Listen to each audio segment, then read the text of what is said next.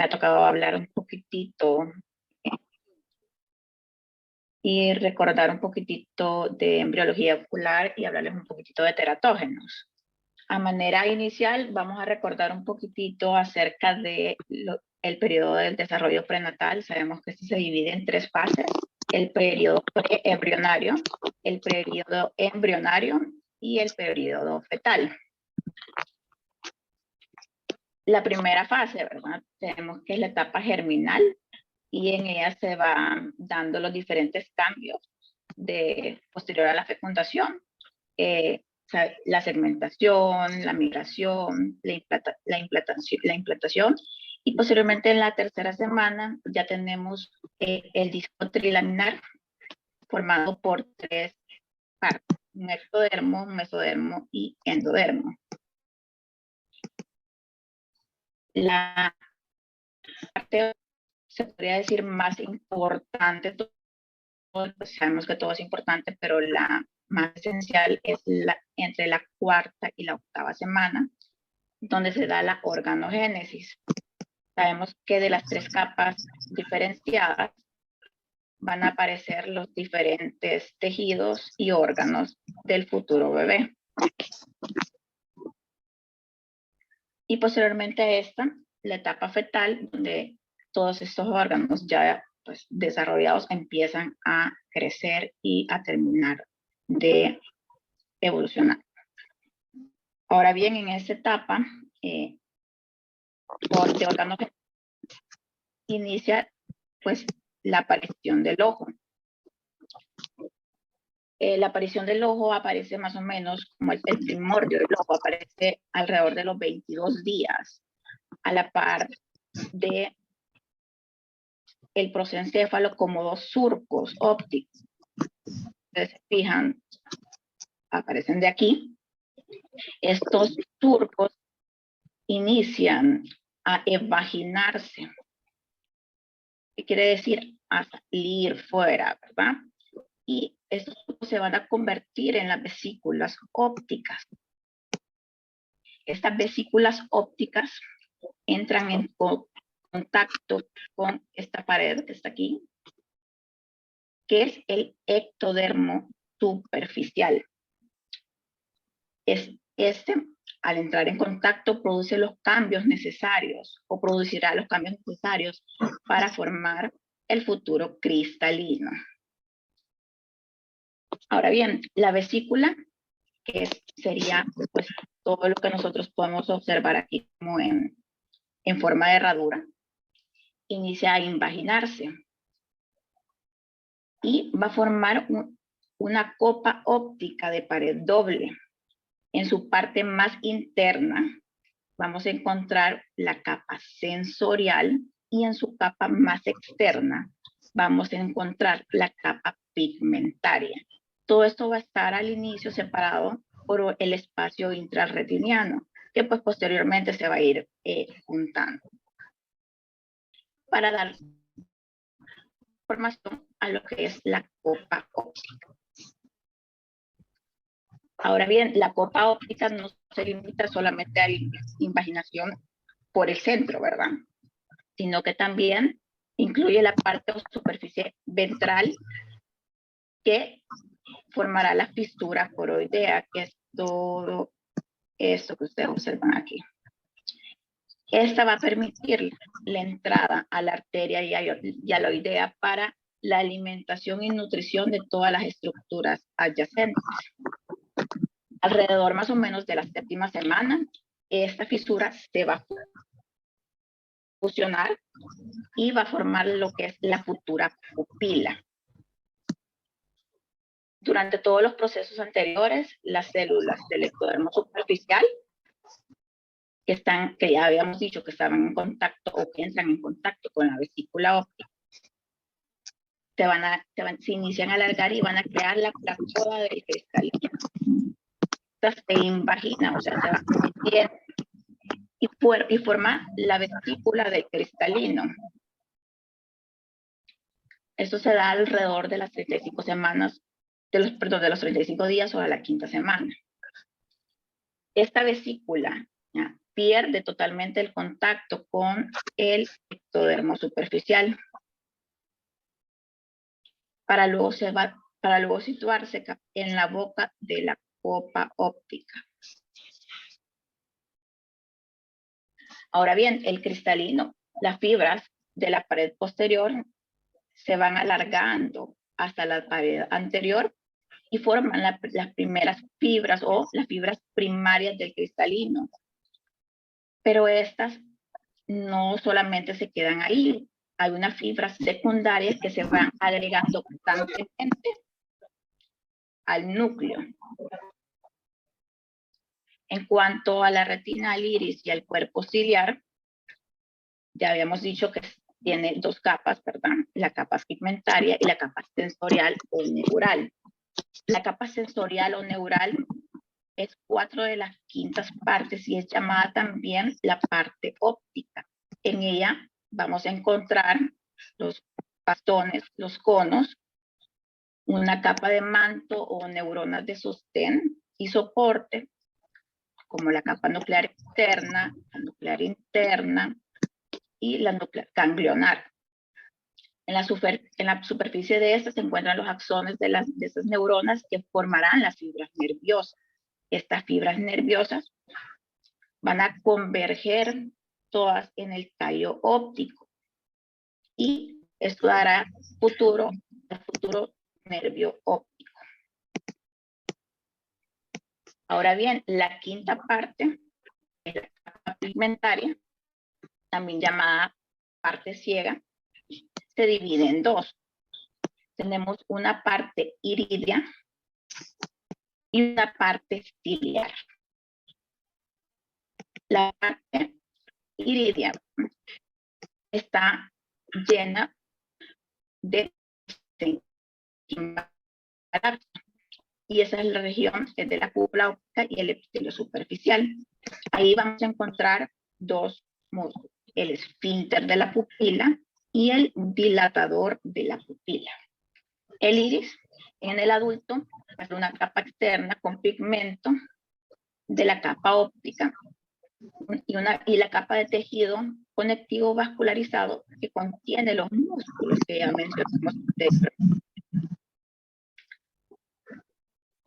Por la parte ciliar tenemos al músculo ciliar que proviene también del mesénquima lapso que está rodeando todo el primordio del ojo, y del músculo ciliar van a aparecer los ligamentos suspensorios del cristalino o también llamada zónula. En cuanto a la poroides, a la esclerótica y a la córnea, tenemos que el primordio realmente del ojo está rodeado, todo esto, de mesénquima lapso. Este mesénquima se diferencia en dos. En una capa interna llamada plexo vascular o coroideo y una capa externa llamada esclera. Esta se continúa con la dura madre para formar el nervio óptico. El mesénquima también recubre la parte anterior o la cara anterior del ojo y en ella tenemos dos partes bien diferenciadas. La cámara anterior y la cámara posterior. La cámara anterior es formada por vacuolización y tiene una capa interna llamada membrana irido-pupilar y una capa externa llamada córnea. Estas dos cámaras, en ellas fluye el humor acuoso, producto de la apófise ciliar del cuerpo ciliar, y fluye de manera de la cámara posterior hacia la cámara anterior. Ahora bien, el cuerpo vítreo, sabemos que, como ya han visto, que el mesénquima está rodeando todo el primordio del ojo, también ya por la fisura coroidea lo invade. Sabemos que por la fisura esta entran los vasos hialoideos, que posteriormente, cuando esta luz sea ocupada por el cuerpo vítreo, estos vasos se retraen, dejando el conducto hialoideo. tenemos que la copa óptica está unida al cerebro a través del tallo óptico. Ya habíamos dicho que los vasos coroideos entran a través de la fisura, pero también están las fibras nerviosas, que estas van en aumento, rellenando todo alrededor de la arteria hialoidea. Alrededor de la 7ª semana, esta fisura se cierra y ya nos va a quedar las fibras del nervio óptico, y la arteria hialoidea deja de ser arteria hialoidea y se convertirá en la arteria central de la retina. Todos estos están rodeados por la pía madre, la aracnoides y la dura madre. Ahora bien, pero porque todo esto es importante, pues recordarlo, porque en el embarazo es súper importante conocer todos aquellos agentes que desde la madre pueden afectar el desarrollo del bebé. Esos agentes son los teratógenos. Ya habíamos hablado al inicio un poquitito de las 3 fases del embarazo. Entonces, en la etapa preembrionaria, que se da todo esto, la llaman una etapa de un todo o nada en cuanto a teratógenos. ¿Pero por qué un todo o nada? Porque si la madre está expuesta a un teratógeno, el bebé, o sea, si esta exposición es muy grande, sería un aborto espontáneo. Pero si la exposición es pequeña, realmente no le hace daño al feto o al bebé. O sea, el embarazo sigue con su curso sin afectar realmente o tener alguna malformación estructural. En cuanto a la parte de la organogénesis, ahí sí ya se dan los problemas de embriopatías o malformaciones estructurales, celulares o moleculares. Y posteriormente, pues se pueden dar en cualquiera de estas etapas, pero sobre todo en la etapa de la organogénesis. Pero, ¿qué es un teratógeno? Es todo aquel agente que desde la mami puede alcanzar al embrión o al feto, provocando de manera directa o indirecta aquellas alteraciones estructurales o funcionales. De esos tenemos 4 grandes grupos. Tenemos los agentes físicos, los agentes químicos, los agentes biológicos y los metabólicos maternos. En cuanto a los agentes físicos, tenemos, por ejemplo, los rayos X, los rayos gamma, la hipertermia, que es la exposición a las altas temperaturas. Todos estos agentes van a depender mucho si afectan o no al bebé, de la dosis, de la periodicidad de la exposición, de la zona expuesta.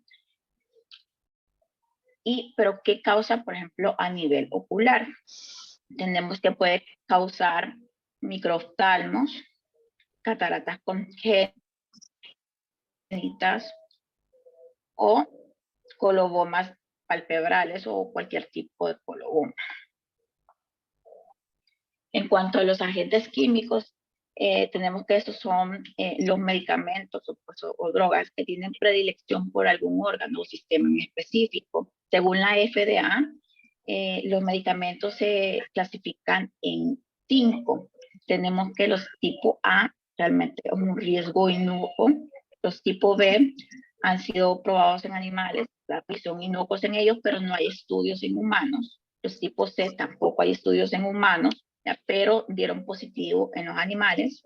Los tipo D sí dieron positivo o hay defectos en humanos, pero sus beneficios son mayores que sus riesgos. Y los tipos X que son contraindicados en el embarazo. Recordemos que muchos de estos medicamentos, por ejemplo, los antibióticos, están hechos de hongos o bacterias que pues, pueden llegar y atravesar la barrera placentaria. En ellos tenemos algunos, por ejemplo, los anticoagulantes, la vitamina A, incluyendo, por ejemplo, inclusive el déficit de la vitamina A, no solamente la sobredosis, mercurio, alcohol, tabaco, pues y las drogas ilícitas. Pueden causar microcórneas, prematurez, causando a su vez retinopatías del prematuro, criptoftalmos también. En cuanto a las infecciones intrauterinas, tenemos que los agentes infecciosos son los virus, bacterias y parásitos. Y en ellos es súper importante siempre pues investigar todos estos y hacer pues una buena anamnesis y demás para averiguar si ha tenido o tiene o tuvo alguno de estos. ¿Por qué? Porque pues las causas que pueden causar también a nivel ocular: queratitis intersticial, prematurez, corioretinitis en sal y pimienta, el nistagmo como tal, corioretinitis y cicatrices, hipoplasias del nervio óptico, cataratas y microoftalmos. Y por último tenemos la edad materna y los agentes metabólicos maternos que dan anomalías cromosómicas. Por ejemplo, cuando son mayores de 40 años sabemos que el síndrome Down es una de ellas y también ese trae problemas oculares. La prematuridad puede causar, como ya lo bien había dicho, retinopatías del prematuro en ambas partes, tanto en la edad materna como en la metabólico materna. Pero ¿por qué es importante saber un poquito de esto? Recordemos que como lineamientos de salud visual tenemos la parte de la prevención y la educación. Recordemos que todo paciente que nos llega tenemos la obligación de educarlo, la obligación de prevenirlo para evitar realmente cualquier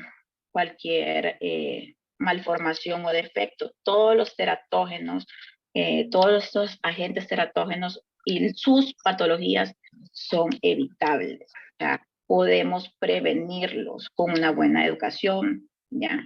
Y ya pues obviamente si no tenemos, ya nos llega el pacientito, tenemos que darle ya pues un buen diagnóstico para darle un buen tratamiento y una buena rehabilitación.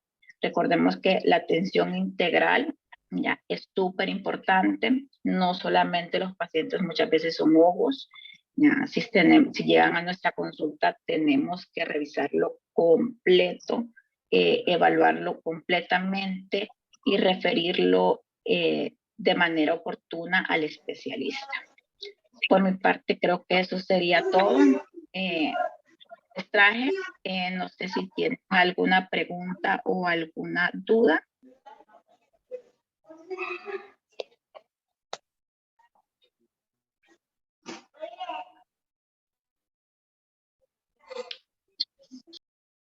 Gracias, licenciada, por tan interesante ponencia.